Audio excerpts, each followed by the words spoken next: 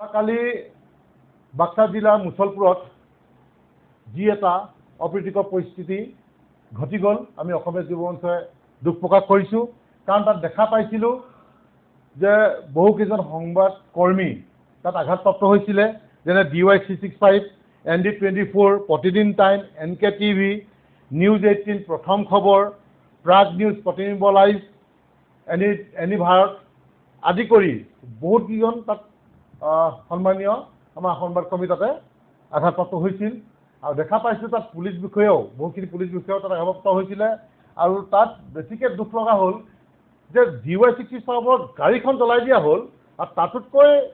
দুখ লগা বিষয়ে যে তেওঁলোকৰ যিডাল বোম DY365 যিডাল বোম সেই বোমডাল গাড়ীত টানি পেলাই গাড়ীত দলিয়াই পেলাই জ্বলাই দিয়া হ'ল গতিকে এটা দুৰ্ভাগ্যজনক এটা ঘটনা ঘটি গ'ল আৰু এটাই কথা আমি অসমীয়া যুৱ মঞ্চই সমগ্ৰ অসমবাসী ৰাইজ বা বাক্সাবাসী ৰাইজক অনুৰোধ জনাব বিচাৰিছোঁ যে আমাক যদি সঁচা অৰ্থত জুবিনদাৰ ন্যায় লাগে এনেধৰণৰ কাম আপোনালোকে নকৰিব এনেধৰণৰ কাম আপোনালোকে নকৰিব নহ'লে কিন্তু আমি জুবিনদাৰ যি ন্যায় বিচাৰি আছোঁ ন্যায় পোৱাত কিন্তু বহুত দিগদাৰী আহি যাব গতিকে আমি এটাই কথা ক'ব বিচাৰিছোঁ যিহেতু সন্মানীয় মুখ্যমন্ত্ৰী ডাঙৰীয়াই বাৰে বাৰে কৈ আহিছে যে থানাত যদি চোৰ এটাকো ধৰি অনা হয় তেখেতকো একাপ চাহ খুৱাব লাগিব বা সন্মানেৰে কথা পাতিবৰ কাৰণে তেখেতে বাৰে বাৰে DGP ছাৰে হওক বা আজি মুখ্যমন্ত্ৰী ডাঙৰীয়া হওক বাৰে বাৰে কৈ আহিছে কিন্তু ইয়াৰ পিছতো যোৱাকালি আমি দেখা পালোঁ যে এজন DSP উচ্চ বিষয়া এজন DSP আমি দেখা পালোঁ যে গীতাৰ্থ দেৱ শৰ্মা তেখেতে একদম ভীমহা দি আহি পেলাই লাঠিডাল লৈ এফালৰ পৰা মানে পিটিবলৈ ধৰিছে মানুহবিলাকক আৰু পিটাৰ লগে লগে কি হ'ল তাত পৰিস্থিতি বেয়ালৈ গুচি গ'ল গতিকে গোটেই সম্পূৰ্ণ কালি জগৰীয়া যিটো তাত পৰিস্থিতি হ'ল ইয়াৰ বাবে জগৰীয়া আছে পুলিচ প্ৰশাসনৰ এইজন DSP এজন সিদ্ধাৰ্থ দেৱ শৰ্মা এইজন তাত জগৰীয়া গতিকে এইজনক পোনপ্ৰথমতে গ্ৰেপ্তাৰ কৰিব লাগে আৰু তেখেতৰ যিটো পদ আছে পদটো খাৰিজ কৰিব লাগে আমি দাবী জনাইছোঁ অসমীয়া যুৱ মঞ্চই আৰু 2 নম্বৰতে হৈ গ'ল কি আমি দেখা পালোঁ তেখেতৰ পিতৃ ইমান এজন তেখেতে কিবা ACS বিষয়া বুলি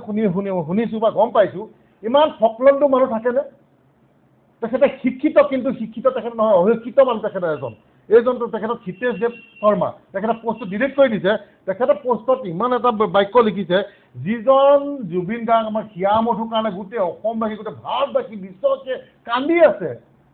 তেখেতক আগতো দেখিছোঁ তেওঁ ট্ৰল কৰি পেলাই তেওঁলোকে বেয়া বেয়া কমেণ্ট লিখি থাকে যোৱাকালি তেওঁ বাপেক পিতেকে লগ লাগি পিতেকেতো সেইটো সংঘাত লগাই দিলে আৰু বাপেকে কি কৰিলে যে জুবিনৰ আদৰ্শৰ প্ৰথম জুবিন গাৰ্গ বা কিবা তেনেকুৱা ধৰণৰ নহয় জুবিনৰ আদৰ্শৰ প্ৰথম প্ৰতিফলন বোলে বাক্সা লাজ লগা নাই আপোনাৰ মেণ্টেলিটি নে ইমান বেয়া মেণ্টেলিটি আপোনাৰ অসমবাসী হিচাপে আপুনি কিন্তু খানা খোজক অতি শীঘ্ৰে নহ'লে কিন্তু আপোনাৰ পৰিস্থিতি বেয়া হ'ব হিতেশ দেৱনাথ আপোনাৰ পৰিস্থিতি কিন্তু আমি অসমীয়া যুৱ বেয়া কৰি দিম নহ'লে আপোনাৰ লাজ লগা নাই গোটেই অসমবাসী আমাৰ মুখ্যমন্ত্ৰী ডাঙৰীয়ালৈকে কান্দি আছে জুবিনৰ ন্যায় ক্ষেত্ৰত ন্যায় কাৰণে দিন ৰাত একাকাৰ কৰি লাগি আছে তাৰপিছত আপুনি আপোনাৰ নিচিনা এজন সুস্থ মগজৰ মানুহে এটা কথা লিখিছে একদম 420 থাৰ্ড ক্লাছ মানুহ আপুনি হিতেশ দেৱনাথ শৰ্মা আপুনি একদম 420 থাৰ্ড ক্লাছ মানুহ একদম বাচি থাকিব আৰু অসমবাসী হিচাপে আপুনি অতি শীঘ্ৰে ক্ষমা খুজক যে মোৰ ভুল হ'ল এনেকুৱা বাক্য ক'ব নালাগিছিল আপুনি অতি শীঘ্ৰে ক্ষমা খুজক নহ'লে কিন্তু আমি কিন্তু নহ'লে পৰিস্থিতি কিন্তু বেলেগ ফালে গুচি যাব আপোনাৰ ক্ষেত্ৰত চৰকাৰো ভুল আছে কাৰণ চৰকাৰ ক'ত ভুল বুলি কৈছে যে যিহেতু বাক্সাবাসী ৰাইজে এই কালপিতকেইটা পাপী বুলি কৈছে মহাপাপী বুলি কৈছে এই মহাপাপীকেইটাক আমাৰ ইয়ালৈ নানিব তাৰপিছতো তাত লৈ গ'ল গতিকে তাত লৈ যোৱাৰ কাৰণেহে পৰিস্থিতিটো বেয়ালৈ আহিলে বা ঠিক আছে গণতান্ত্ৰিকভাৱে আমাৰ তাৰ ৰাইজসকলে আন্দোলন কৰিছিলে প্ৰতিবাদ কৰিছিলে কিন্তু সেই প্ৰতিবাদ কৰিবলৈ যাওঁতে আমি দেখিছোঁ কালি সঁচা অৰ্থত ক'বলৈ গ'লে মুখ্যমন্ত্ৰী ডাঙৰীয়া আপোনাৰ প্ৰশাসনিক বিষয়া আপোনাক কেৰেট নকৰে বুঢ়া আঙুলি দেখুৱাই থকা নিচিনা হৈছে কাৰণ কেলৈ আমি দেখিবলৈ পাইছোঁ নিউজত যে এগৰাকী অসহায় মহিলা দুখীয়া মহিলাগৰাকীয়ে তেওঁৰ ল'ৰাটোক বিচাৰি ৰাতি সেই জেললৈ যোৱা দেখিছোঁ তাত দেখিছোঁ যে কেইজনমান পুলিচ বিষয়াই গটিয়াই ঐ যা আমুকটো হৈছে আমুক তেনেকুৱা টাইপত ইমান বেয়া বিহেভ কৰি পেলাই উলিয়াই দিয়া আমি দেখিছোঁ আৰু তাত যেতিয়া গণতান্ত্ৰিকভাৱে আন্দোলন কৰি তেতিয়াও দেখিছোঁ এজন পুলিচ বিষয়া যে আপোনাৰ লগত কেছ পাম আপোনাৰ নাম কি বেয়াকৈ উচ্চ তাচল্য কৰি আছিলে গতিকে এনেধৰণৰ যদি কৰি থাকে পৰিস্থিতি নিয়ন্ত্ৰণ কৰিবলৈ চাব লাগে আপুনি কিমান ধুনীয়াকৈ আমাৰ জুবিনক দিল্লীৰ পৰা অনাৰ পৰা ছিংগাপুৰৰ পৰা অহাৰ পৰা গোটেই একদম ইয়াত তেখেতৰ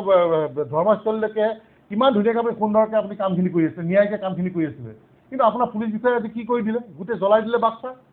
গতিকে এইজনৰ ওপৰত এই কালপিত বুলি কৈছে DSP গতিকে ইয়াৰ ওপৰত বিহিত ব্যৱস্থা ল'বৰ কাৰণে আমি আহ্বান জনাইছোঁ আৰু ভৱিষ্যতে আমাৰ সংবাদকৰ্মীসকলে বহুত কষ্টৰে তেখেতলোকে নিউজ পৰিৱেশন কৰিবলৈ যায় গতিকে তেওঁলোকক যে তেওঁলোকৰ ভৱিষ্যতে তেনেকুৱা ধৰণৰ নকৰে আমি সকলো ৰাইজক আমি আহ্বান জনাইছোঁ অনুৰোধ জনাইছোঁ আপুনি বিচৰা বাতৰি পাব কেৱল নিউজ 18 এপত নিউজ 18 এপ ডাউনলোড কৰিবলৈ স্ক্যান কৰক এই QR কোড গুগল প্লে ষ্টৰতো পাব এই নিউজ 18 এপ